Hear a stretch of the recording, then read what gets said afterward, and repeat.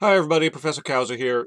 Since we lost a class Thursday, which is my fault, I didn't anticipate that when I planned out the calendar for the semester from Thursday, I'm putting up a video lecture. I'd like everybody to watch this and use it in lieu of the lecture we would have had Thursday for History 421.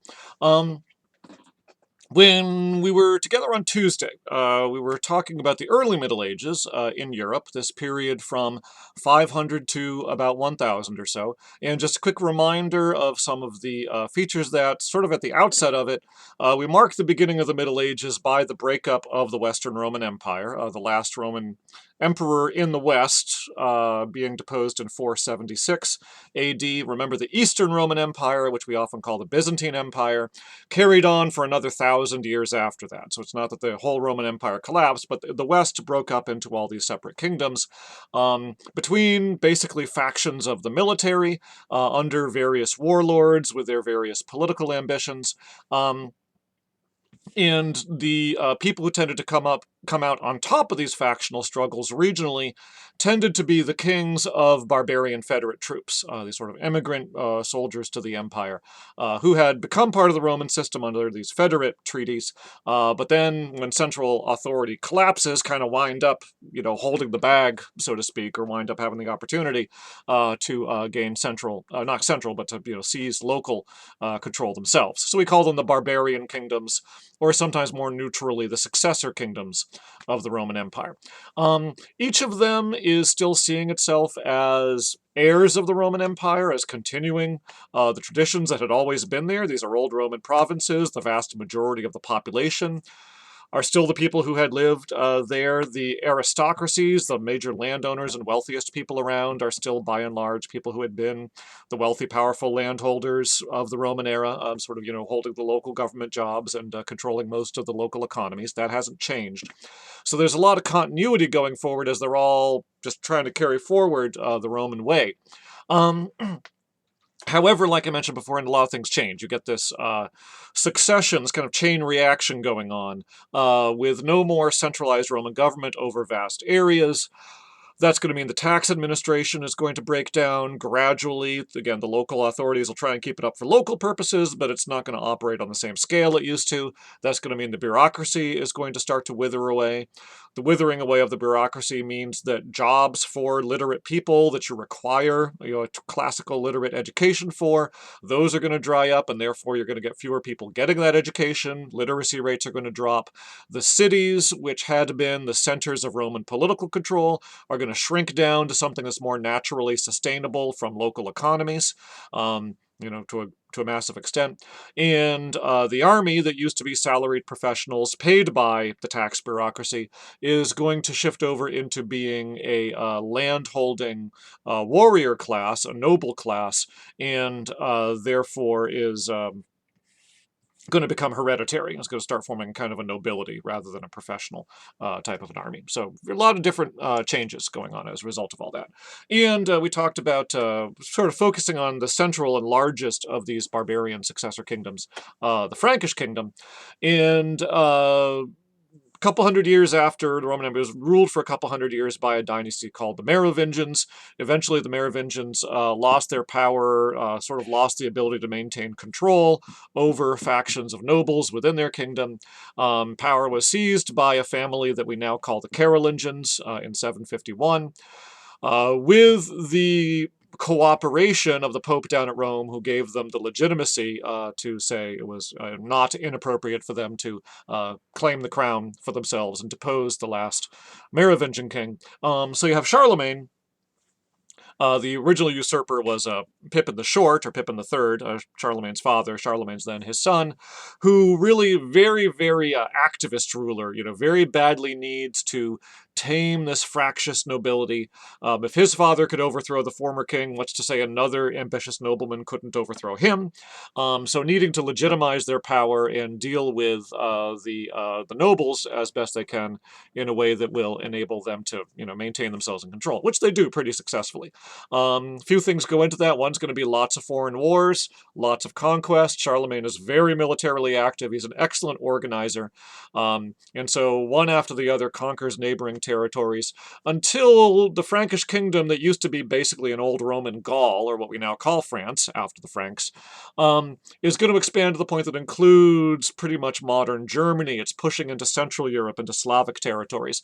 They take over at least the northern half of Italy. They're pushing down into borderlands in Spain, right? So it starts getting to the point it's beginning to resemble the territory of the Western Roman Empire again. And in fact, in 800, the Pope goes and actually names Charlemagne emperor. What all this conquest means is it keeps the nobles busy, and they've got more to gain by supporting Charlemagne and fighting in his wars. They could get new lands, new titles, new offices, new powers, plunder, wealth that way. Whereas, opposing him, you do get some opposition to him and conspiracies, but Charlemagne is able to suppress those. The other wing being the church, Charlemagne very much depends on Christianity for his legitimacy. The Merovingian kings had been Christian and had supported churches and used it ideologically, but there's a new intensity to it with Charlemagne. Comes much more deeply into his ideology. And part of that is going to be that since the church is the last surviving institution supporting education, Charlemagne is going to support education. He wants to create a uniform, universal church across his entire realm, rather than a bunch of separate regional churches that are doing everything differently. So he's standardizing the way Latin is being taught, standardizing the writing being used. They're collecting books, collecting manuscripts, and comparing them to iron out all the errors that have crept into them from scribes making mistakes and things like that. He's also sort of allying with the Pope, and the Pope is very much key to granting him legitimacy. And in order to get a benchmark for the right way to do things, the universal way to do things, the basic idea is get the books that the Pope uses down at Rome, make copies of them up in your Frankish kingdom, distribute the copies all over the empire, and try to get all the churches on the same page. So there's a renewal of learning, there's a renewal of Latin. This is leading over into study of rhetoric and literature and poetry and all kinds of other things like that. More books available, new schools getting founded. This is all a phenomenon we call the Carolingian Renaissance, right? Renaissance meaning rebirth, a sort of attempt to relaunch Roman culture. And all looking back at the Roman Empire as the late Christian Roman Empire as the ideal that they want to recreate and put themselves in continuity with. Okay, so that's all fair and good so far, I hope. Charlemagne's empire gets handed down intact to his son, Louis. Louis the Pious, who carries forward this Carolingian Renaissance even more so than his father had. But Louis leaves 3 legitimate sons behind when he dies in 840. The 3 of them promptly fall out into a civil war, the outcome of which by 843 is going to be a partitioning of the empire between the 3 of them. You're going to get a Western kingdom, which corresponds roughly to the territory of modern Germany, ruled by Louis the German. Kind of makes sense. You're going to get a Western kingdom, a West Frankish kingdom, corresponding more or less to the territory of modern France. That's going to go to Charles the Bald, another one of Charlemagne's grandsons. And then you get a Middle Kingdom, kind of anchored on Italy in the south and the Low Countries, kind of where the Netherlands and Belgium are today in the north. That's where the Carolingian family's traditional family estates. That's kind of the heartland for them. So sort of anchored on Italy and the old family estates as kind of Middle Kingdom with a strip between the other 2. The Middle Kingdom is going to wind up over the next 100 years disintegrating entirely. So it's going to sort of cease being a factor. It's going to be between the Eastern and Western kingdoms. The Eastern German kingdom is going to wind up inheriting the imperial title that Charlemagne had gotten from the Pope.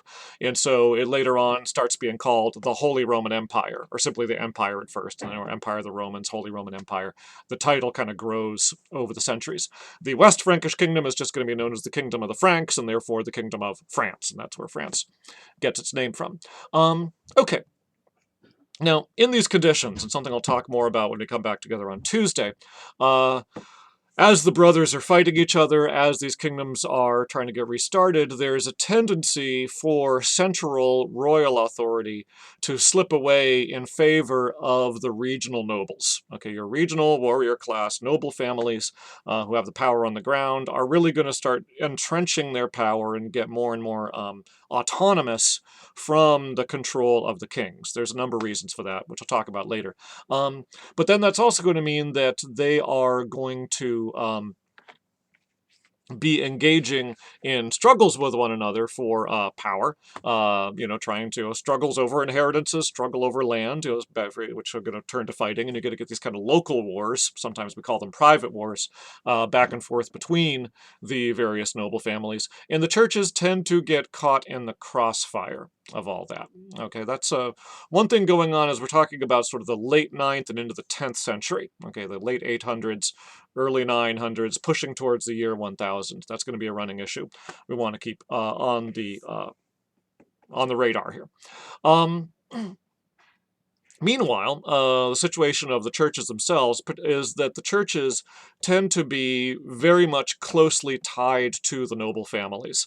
The senior churchmen tend to be recruited out of the noble families. If you're a nobleman and you've got multiple sons, and daughters for that matter, you're going to take one or two of them and you're going to give them to churches or to monasteries in their childhood, maybe at the age of 7 or 8 years old. They're going to be brought up and educated in the church and kind of groomed for future church positions, right? To become the abbot of a monastery. That's what the head of a monastery is called. Or the bishop of a regional church. The bishops are kind of the people running the territories, and all the various local churches in each region, each diocese, are under the headship of a bishop. So the noble families, they've got family members inserted into these church institutions and very much have that in mind. They're also major donors to the churches. They give donations of wealth. They give land. Remember, it's a major agricultural economy. Sort of an ongoing flow of gifts into churches, sometimes trying to seize territories back and all that. But the churches are, again, sort of economically also very closely linked to all of these families. By the time you get to the 10th century, you start seeing churchmen reacting against this kind of Carolingian system where the kings and the nobles are sort of deeply entangled in church business. It really starts especially in the monasteries.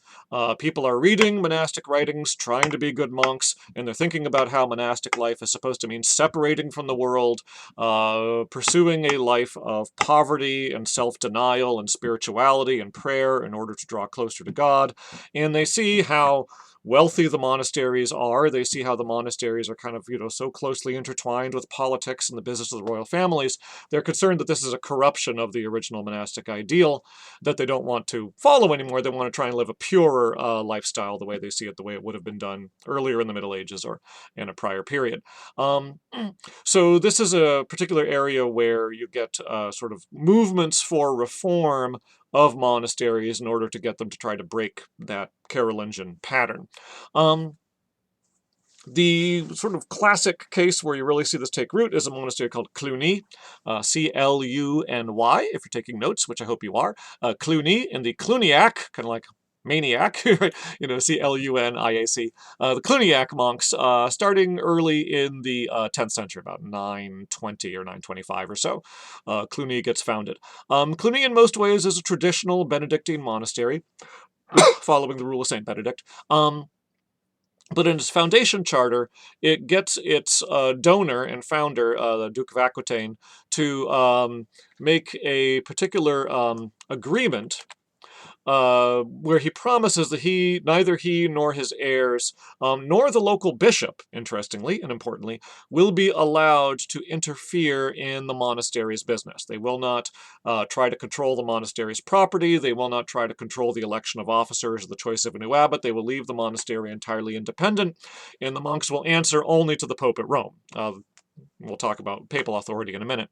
But this gives Cluny a kind of an independence and frees Cluny up to concentrate on its goal of study and prayer and pursuing spiritual life rather than some of the other concerns the monasteries had gotten dragged into.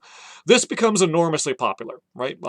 Because one of the things that you want to set up a monastery for, if you're a nobleman, is that you are concerned about your afterlife. You're a warrior, you shed a lot of blood over the course of your lifetime. You're concerned about your ability to get into heaven, excuse me, and having some holy men praying for your soul to ask God to be merciful for you, on you for all the things you've done is something that you want to, use your wealth for, sort of to guarantee your well-being in the future. There's also some other more worldly benefits to having a monastery in your pocket, but that's kind of the idea. Now, if you want monks praying for your soul, you want them to be holy monks. And so the idea that the monks are independent and pursuing only a life of prayer and only spirituality, those are the good monks that you want. Those are the kind of prayers that are really going to do more for you. So Cluniac monasticism becomes terribly popular. And after Cluny itself gets founded, you see a lot of other people either founding new monasteries and then placing them under the headship of Cluny, where the abbot of Cluny will be their abbot too. They won't have their own abbot, they'll have a prior, sort of a second in normally a prior is second in command to an abbot, but the prior will be the head of this local house. But they'll all report to Cluny as their mother house. Or sometimes they'll take an existing monastery and give that monastery to Cluny. So you get this kind of multinational corporation practically, coming together with all these daughter houses, all these different branch institutions all over Europe. They're in France. Cluny itself is in Burgundy, by the way, kind of southeastern France, south central eastern France, well, anyway, don't worry about the exact location, but it's in France. But you get lots of other Cluniac monasteries across the rest of France, and in Germany, and in Italy, and some in Spain, and some in England, and all over Europe you start getting these Cluniac monasteries. 100 years after Cluny is founded, by then you've got something like 120, 150 different Cluniac priories all over the place. So it really becomes a very, influential order. So that's kind of a first wave of efforts to reform the monasteries. And it sets up a second wave where you get a number of other new monastic orders thinking along the same line as the Cluniacs, but feeling they don't go far enough. The classic example and the most popular example of this is more in the north of France, a place called Citeaux, Citeaux, after the Latin version of the name Citeaux. The order they create is called the Cistercian order, Cistercian, the Cistercian order of monks, who are also going to use the rule of St. Benedict, same as Cluny does, and they're also going to get charters granting them autonomy and independence to control their own affairs, same as Cluny does. But Citeaux devotes itself also to the idea that turning your back on the world also means embracing poverty. Cluny was independent of secular control, but was still very rich, and its monks lived quite well. Big, fabulous buildings and churches that they're putting up with all the fancy new architecture, the Gothic cathedrals going up and such that were popular at the time. The monks eat well, there's lots of land and peasants under their control in villages.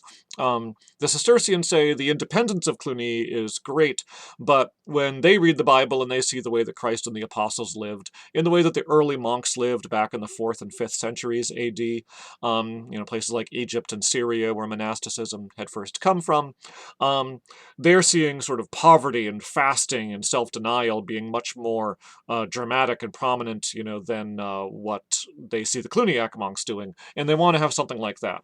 So the Cistercian monks are also setting up new monasteries, but when they ask for a donation to set up a new monastery, when they ask for land, rather than saying give us, some peasant village or putting us right in the middle of some fat farmland where there's, lots of wealth to be gained to support us easily, they say put us out on the margin, put us in some fringe territory, put us in the middle of a forest or the middle of a swamp or up on a hilltop, where there's no farming going on, someplace remote and poor and difficult, and we'll live there, and they'll use their own manual labor to support themselves by.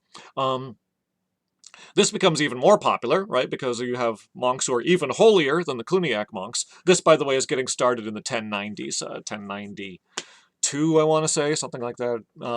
That the Citeaux itself is founded, has daughter houses popping up pretty soon thereafter. Anyway, it's even more popular with the nobles because not only are you getting some holy men with powerful prayers to say for your soul, but you could get them cheap. You don't have to give away your wealthy land that generates a lot of revenue.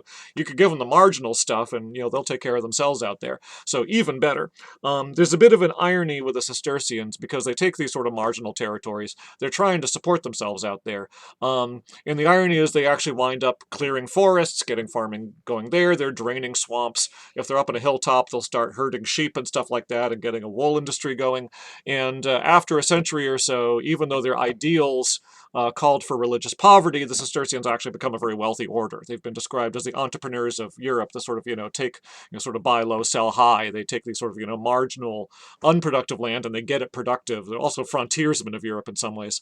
They get it productive, they get it farmed, they get it developing revenue, and eventually, in spite of their ideals, they also become a pretty wealthy order. But they're even more popular than the Cluniacs.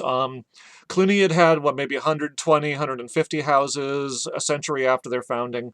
The Cistercians get up around 300, and again, all over Europe. They're in Italy, they're in Poland, they're in Germany, they're in Spain, they're all over the place. And there's other orders like them, the Premonstratensians, and other orders kind of like that on a smaller scale, but the Cistercians, big wave. One other thing about the Cistercians, by the way, you also see a cultural shift going on with them, and with sort of in that generation, in the 1100s or so. Earlier in the Middle Ages, when people talked about God or talked about Jesus Christ and talked about worshiping God, there's a certain kind of a formal sense to it, and there's a certain sense of thinking about it, often kind of through a lens of like warrior values. You have a sense of, for example, faith is a central Christian value. Early medieval people would often think of faith as kind of the way that a warrior would be faithful to his lord, right? Your loyalty, your devotion, your, doing your duty and standing by his side through thick or thin. That's kind of what they meant by faith, that kind of stalwart, stoic, determination to do your duty. That's kind of the way the early Middle Ages thought about religious faith and their relationship to God. The Cistercians have a whole other dimension that they're bringing into it. It's more emotional, it's more affectionate in its character, kind of a warmer style of approach, more individualistic. They think of faith more as a matter of trust, independence, and reliance, and they start talking more about emotions of sympathy. The suffering Christ on the cross becomes a much more significant figure. Older depictions of Christ on the cross, he was sort of, boom, Lord Christ glaring down at you from the cross, sort of communicating power and authority, even though he's, in the act of dying. In the 1100s, especially with people like the Cistercians and people influenced by them, you get more of the suffering Christ, Christ in pain. Christ as a figure of pity and mercy that evokes these softer kinds of emotions, that you therefore feel also has pity and mercy towards you, rather than just being a powerful lord that you're going to look up to. So there's a lot going on in the emotion there. You see a lot of that happening in the art, and in the writing, this kind of different approach going on. Okay, so that's the Cistercians in the 12th century. As you push into the 13th century, in the later 12th and 13th century, get another wave, which is basically this idea of religious poverty that the Cistercians are talking about doesn't stay inside monastery walls, right? The old-style monasteries were cloisters. You had walls. Monks, when a person became a monk, they went inside the walls and they stayed there.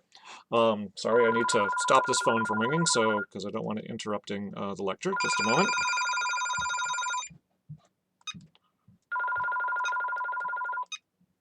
moment. Okay, sorry about that. I apologize.